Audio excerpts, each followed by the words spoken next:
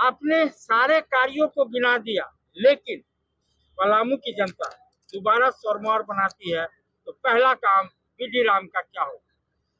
पहला काम तो जो अधूरे कार्य हैं उनको पूरा करने का होगा, और दूसरा कार्य यहाँ पर बेरोजगारी और पलायनवाद की समस्या को देखते हुए कल कारखाना स्थापित करने का प्रयास होगा। जवाब तो मैंने दिया। क्वेश्चन क्या क्या था? चिरी मेरी लाइन कब बन करके तैयार होगी, और गया शेरघाटी भाया रफीगंज रेलवे लाइन कब बन करके तैयार होगी, मंडल डैम कब बन करके तैयार होगा, ये सारे प्रश्न थे जिसका मैंने संक्षेप में वर्णन किया। बहुत धन्यवाद भाई, आपने पहले ही जीत की घोषणा कर दी। अपने भारतीय जनता पार्टी को के प्रत्याशी माननीय विश्वविद्यालय जी को भारी मतों से विजय बनाने के लिए, और यशस्वी प्रधानमंत्री ने जो हम सब के लिए एक अभिभावक की तरह कार्य किया है।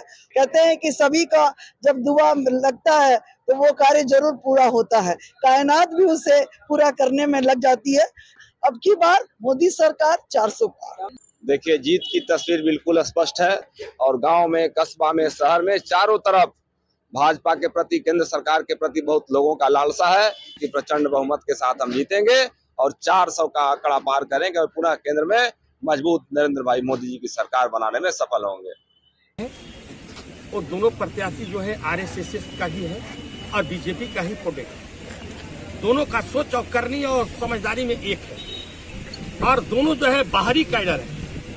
जनता पार्टी 365 दिन लोगों के बीच में जाकर काम करने वाली पार्टी है। जितने ठगबंधन के लोग लगे हुए हैं, सारे लोग जान रहे हैं कि लोगों का मनसा क्या है। भारतीय जनता पार्टी के पक्ष में व्यापक जन समर्थन है, और स्पष्ट रूप से बाकी सभी दलों का सुपड़ा साफ होगा।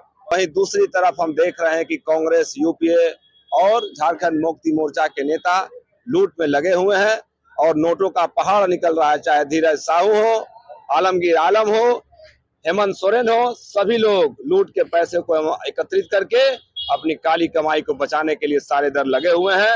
इन दलों को जनता भी समझ रही है, और इसका प्रतिकार निश्चित रूप से 13 तारीख को होगा, और भारतीय जनता पार्टी प्रचंड बहुमत के साथ जीतेगी।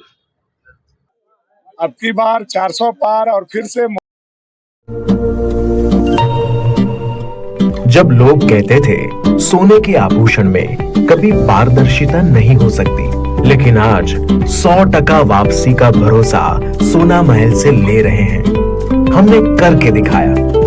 लोगों को विश्वास नहीं था कि सोने चांदी के आभूषण कभी ईएमआई पर ले सकते हैं, लेकिन आज हमारे सभी ब्रांच में लोग अपने मनपसंद जेवर ईएमआई पर ले रहे हैं। हमने करके दिखाया। असंभव वाली चीज, सोने के आभूषण की बुकिंग के बाद अगर भाव कम हो जाते हैं तो ज्वेलर्स कम हुआ भाव देने से घबराते थे, लेकिन आज सोना महल से लोग अपने गहने की बुकिंग के बाद भाव कम होने पर कम हुआ रेट ही ले रहे हैं। हमने करके दिखाया।